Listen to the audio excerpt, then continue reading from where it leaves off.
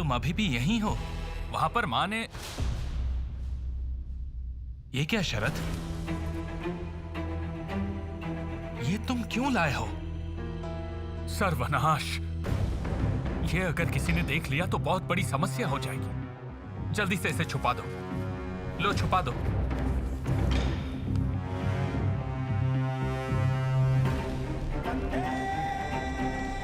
भैया के हाथ में पेपर ही तो है। पेपर देखने से क्या समस्या होगी?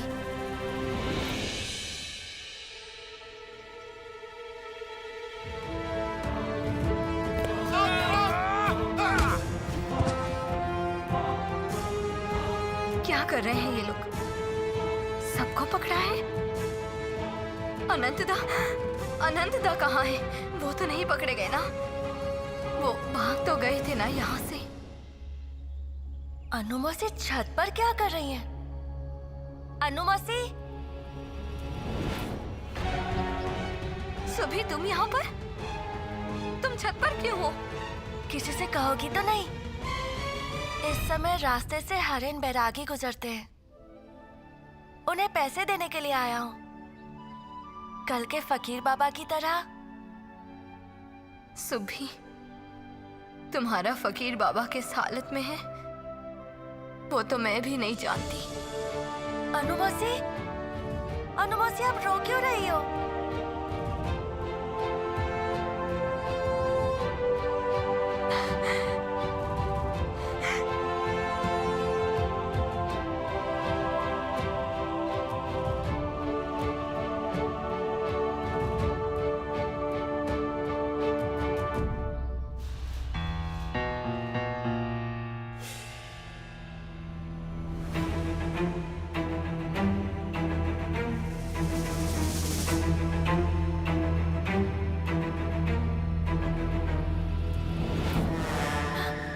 रिचर्डसन साहब! असल में साहब कह रहे थे कि अगर उस बच्चे को पकड़ सके तो उसे कड़ी से कड़ी सजा देंगे।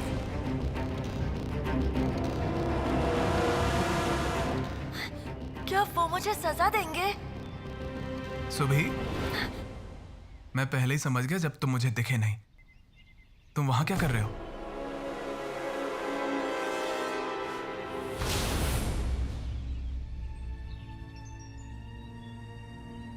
दूरबीन?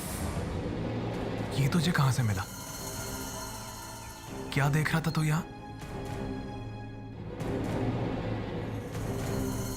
क्या हुआ है सुभी? सच बताओ मुझे, तुम इतने डरे हुए क्यों हो? मछली भैया को सब बता दूं क्या? मछली भैया, मैंने रिचर्डसन साहब की आंखों में धूल फेंका था।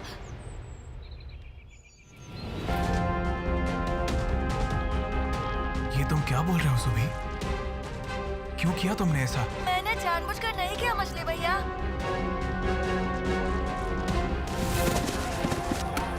अब्दुल चाचा!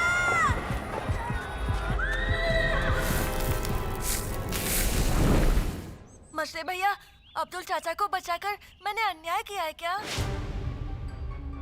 ये बात सारे कटक में फैल गई है। इतने सारे बड़े लोग जो कर नहीं पाए वो एक बच्चे ने कर दिखाया। सुनकर खुशी से मेरे रोंगटे खड़े हो गए, पर अब डर के मारे रोंगटे खड़े हो रहे हैं। सुभी, वो तुम हो? घर पर कोई जानता है? नहीं। बताइए ना भैया, अब्दुल चाचा को बचाकर मैंने कोई अन्याय किया है क्या? शायद नहीं, लेकिन कोई अगर कुछ जान गया तो तू यही बोलेगा कि अब्दुल चाचा को बचाने के लिए तू धूल फेंकने के लिए मजबूर हो गया था। गलती से वो धूल साहब की आंखों में चली गई।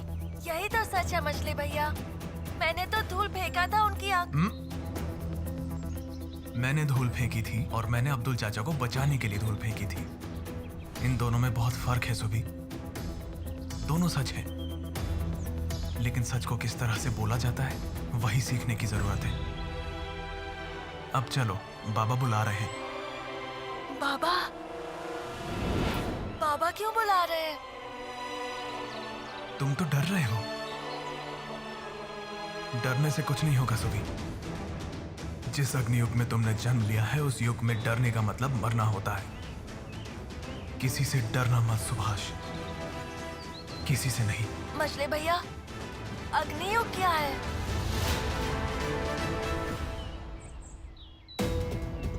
जिस युग में कोई आग में कूद जाने से नहीं डरता, जिस युग में सब लोग सीने में आग लेके घूमते हैं। बड़े लाट लॉर्ड कर्जन ने जिस दिन बंगाल को विभाजित कर दिया, उस दिन से इस अग्नियुग की शुरुआत हुई। वो किसी भी हाल में बंगाल को विभाजित नहीं होने देंगे। वो लोग गाना गाकर, लड़ाई कर कर इसका विरोध कर रहे हैं। वंदे मातरम, वंदे मातरम, वंदे मातरम, वंदे मातरम। अनंत दादा की तरह। दादा, मुझे आपको एक खबर देनी थी। क्या खबर है जानकी? बाबा, ओह, आप लोग बात कर रहे हैं, मैं समझ नहीं पाया। मैं बाद में आता हूँ। नाना सतीश, दादा इस कमरे में है, इसलिए मैंने तुमको और शरद को इसी कमरे में बुलाया है। सुबी कहाँ है? ओ ये लो आ गया। आओ आओ आओ शरद, आओ सुबी। दादा, आपने सुना होगा कि श्री द्विजेंद्र लाल राय अपने ऑफिस के काम से पुरी आए थे और वो आज कटक आ रहे हैं। मैंने आज उन्हें हमारे घर पर आमंत्रित किया है। श्री द्विजेंद्र लाल राय आएंगे? जानकी, मुझे पता है कि वो तुम्हारे खास परिचित हैं, लेकिन श्री द्विजेंद्र लाल राय बाबू तो कुछ ज्यादा ही स्वदेशी मनोवृत्ति रखते हैं। स्वदेशी? इसका मतलब जो आएंगे वो बिल्कुल बिल्कुल मैदान के लोगों की तरह होंगे। ये आपने बिल्कुल सही कहा दादा, लेकिन श्री द्विजेंद्र लाल राय जैसा एक व्यक्तित्व, ऊपर से मेरा खास परिचित, उन्हें आमंत्रित करना सरकार के विरोध में जा सकता है। हमारे घर की एक खास पहचान है जानकी, इसीलिए अंग्रेज हमारा सम्मान करते हैं और उसी के कारण उन लोगों ने तुम्हें कटक म्युनिसिपैलिटी का पहला निजी सभापति बनाया है जानकी।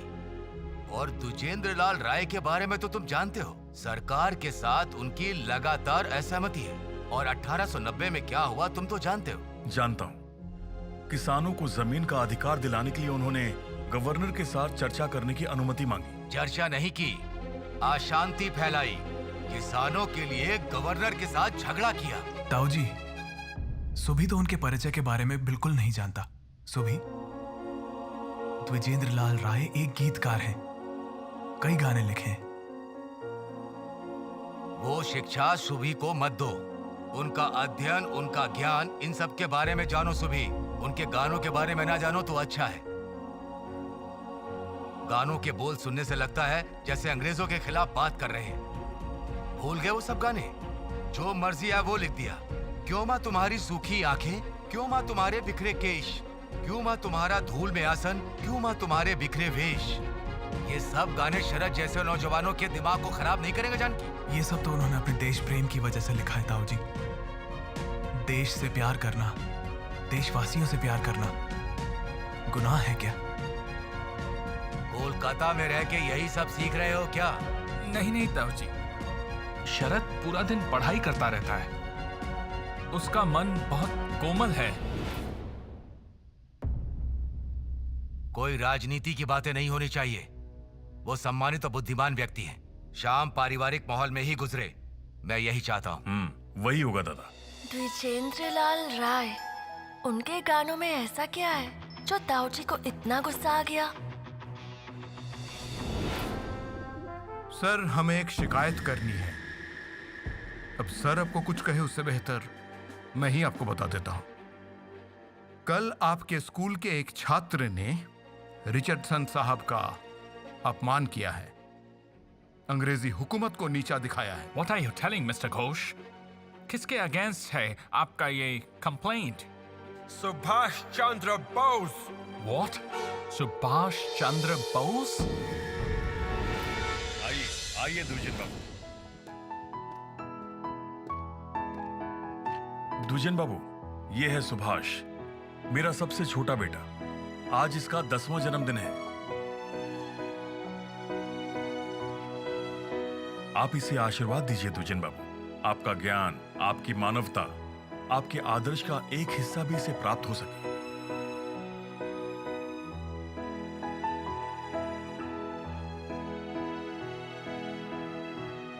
सुभाष सुभाष चंद्र बोस।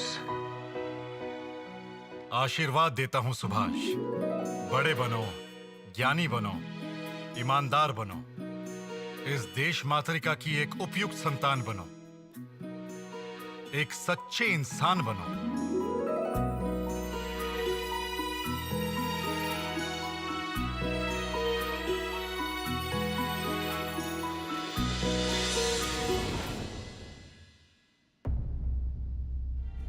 सुना है कल कटक में बहुत अशांति हुई है। ये तो वंशनीय नहीं है।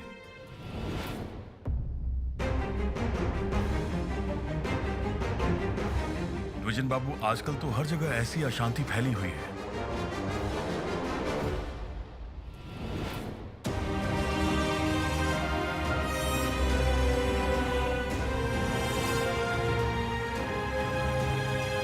तुम द्विजन बाबू से कुछ कहना चाहोगे? हाँ बोलो।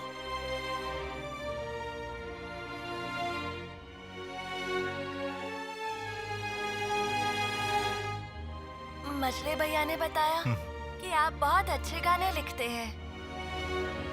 इसीलिए मैंने शरद को मना किया था। गाने कैसे लिखे जाते हैं? जब मैं ठीक तुम्हारी उम्र का था, मैं तब संगीत सुनता था, वो ध्यान से सुनता था, और मेरे दिमाग में जो धुनें आती थी उन्हें मैं गुनगुनाता था।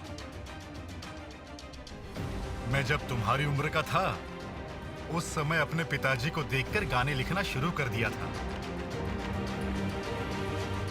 दिलीप, आज सुभाष का जन्मदिन है। आज सुबह जो गाना तुमने सीखा है, उस गाने को गाओगे? सुभाष के जन्मदिन का उपहार होगा। आप सुभाष को गाना उपहार देंगे? जो इतना जानना चाहता है, उसे तो सम्मान देना ही होगा, चाहे वो कितना ही छोटा क्यों ना हो। सुभाष, अगर तुम्हें ये गाना पसंद आता है तो इसे अपने स्कूल के दोस्तों को सिखाना।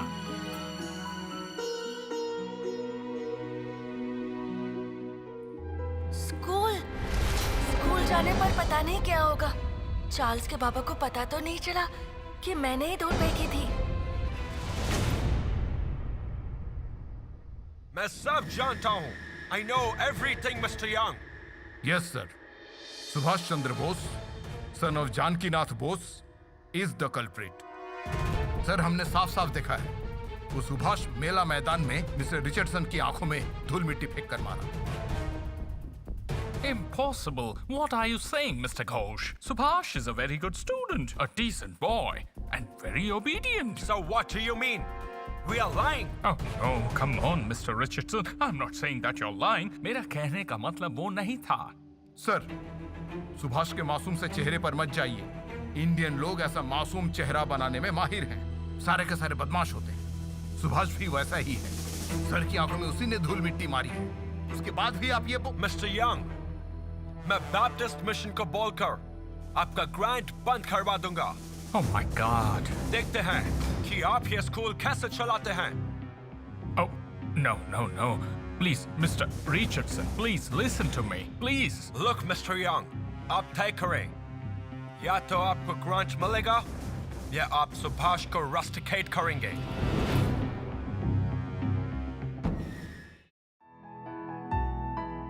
धन धान्य पुष्प भरा हमारी ये वसुंधरा, इसी तरह देश हमारा सब देशों से न्यारा। कई सपनों ने है गढ़ा इसे, स्मृतियों ने घेरा। ऐसा देश नहीं है कहीं, नहीं है ऐसी जमीन, ये तो सब देशों की रानी है, हमारी जन्मभूमि।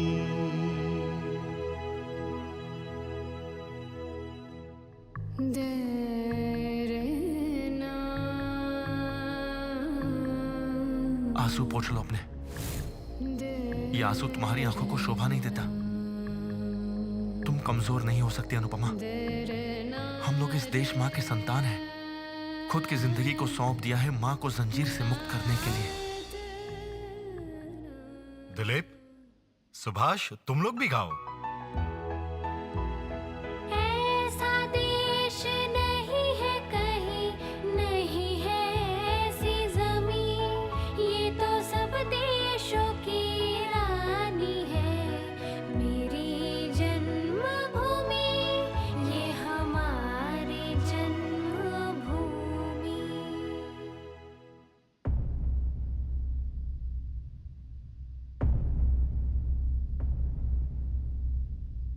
आज द्विजेंद्र लाल बाबू ने हमारे लिए देश गीत गाया। अनंतदा, तुम इस गाने को सुनकर बहुत खुश होते। आज कहाँ किस हालत में हो कुछ पता नहीं। वास्तव में सुंदर है। मैं जितनी भी तारीफ करूं वो कम होगा। सुनील, सुधीर, सुभाष, तुम लोग इस गाने का अर्थ समझे? सुभाष ने अनुभव किया है ये गाना।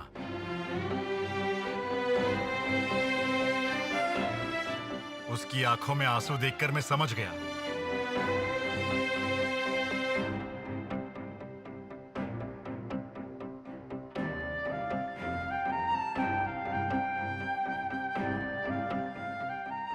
मेरी आंखों में आंसू क्यों आ गए? मुझे ये गाना बहुत अच्छा लगा। क्या यह हमारे देश का गीत है? हाँ, ये गीत हमारे ही देश माँ का है, जिनकी चरणों पर पराधीनता की श्रृंखला लगाई गई है।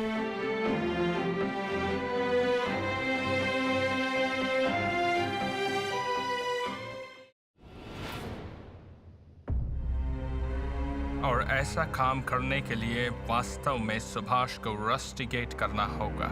No. We can't do that.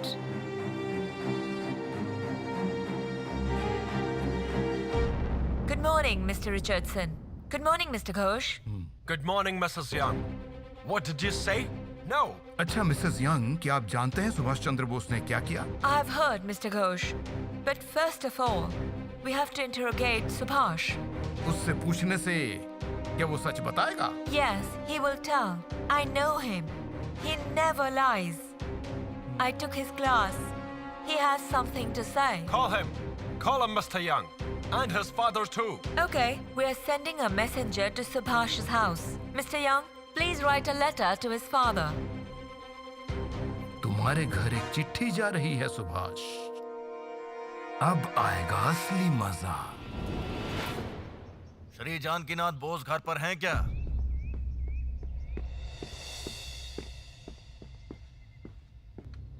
Janakinath Bose घर पर हैं क्या?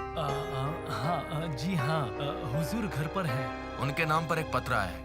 मैं पीई स्कूल से आया हूँ। स्कूल में कुछ हुआ है क्या? स्कूल में पुलिस आई थी, कुछ ना कुछ तो किया ही होगा। अब्दुल, गाड़ी तैयार है क्या? वो वहाँ हुजूर आ गए हैं। आप मुझे ये चिट्ठी दे दीजिए, मैं हुजूर को दे दूंगा। अच्छा ठीक है, ये लीजिए। आपका गाना मुझे बहुत अच्छा लगा। आप मछली भैया को ये गाना सिखाएंगे? मैं उनसे सीख लूंगा। ठीक है, तुम्हारे मजले भैया को मैं ये गाना चिट्ठी में भेज दूंगा। अब आज्ञा दीजिए। आइएगा। आओ। हुजूर। अब्दुल, कुछ कहना है क्या? क्या हुआ, तुम इतने चिंतित क्यों लग रहे हो? एक चिट्ठी आई है हुजूर। चिट्ठी? कैसी चिट्ठी? तुम्हारे परिवार के बारे में कोई खबर तो नहीं है? लाओ देखता हूं। सुभी बाबा के स्कूल से आई है।